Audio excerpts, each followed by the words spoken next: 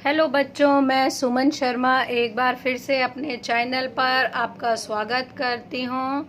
I hope आप बिल्कुल ठीक होंगे। और आज मैं आपको पल्लव कक्षा 5 की पुस्तक से पाठ 16 बोलो वह देश कौन सा की कविता का अर्थ समझाने जा रही हूँ। आई होप आप ध्यान से सुनेंगे। किसने सबको पथ दिखाया, जो भी आया गले लगाया, शांति सभ्यता का जो पहरी, गौरव का परिवेश है, बोलो वह देश कौन सा, वह तो भारत देश है।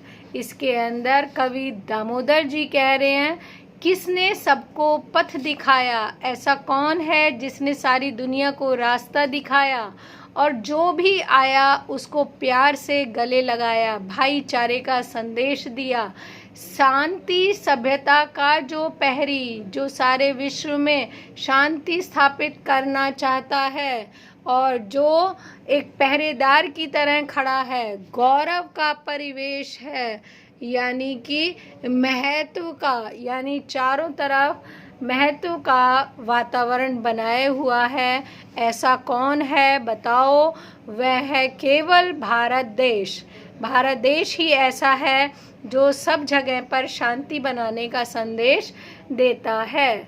जिसकी ममता में माटी में, जिसकी फूल भरी घाटी में, मान गई है सारी दुनिया कोई बात विशेष है, बोलो वह देश कौन सा, वह तो भारत देश है। जिसकी ममता में माटी में, जिस मिट्टी के अंदर इतना प्यार है, इतनी दया है, इतना भाईचारा है, माँ जैसा प्यार है, जिसकी फूल भरी घाटी में, यानी फूलों से चारों तरफ हरियाली ही हरियाली, रंग बिरंगे फूल खिले हैं, मान गई है सारी दुनिया, सारी दुनिया उसका लोहा मान गई है कि कोई विशेष बात उसके अंदर है, कोई खास बात है, बोलो वह है देश कौन सा, बताओ वो देश कौन सा है बच्चों, वह तो भारत देश है। ये सारी खूबियाँ विशेषताएं हमारे भारत देश के अंदर ही पाई जाती हैं। जिसके पांव पखारे सागर, जिसके पांव पखारे सागर, दर्पण जिसे दिखाए अंबर, जिसके उत्तर में चांदी का नीलम जड़ा नगेश है, बोलो वह देश कौन सा, वह तो भारत देश है।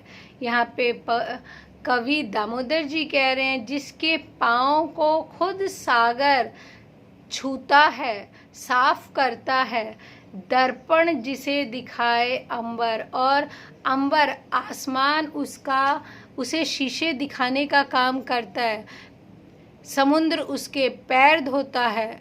जिसके उत्तर में, उत्तर दिशा में चांदी के समान सफ़ेद यानी बर्फ से ढका हुआ हिमालय पर्वत है, बताओ वह देश कौन सा है, वो तो केवल भारत देश है। जिसके उत्तर में हिमालय है, समुद्र उसके पैर धोता है, और आकाश उसके लिए दर्पण का काम करता है।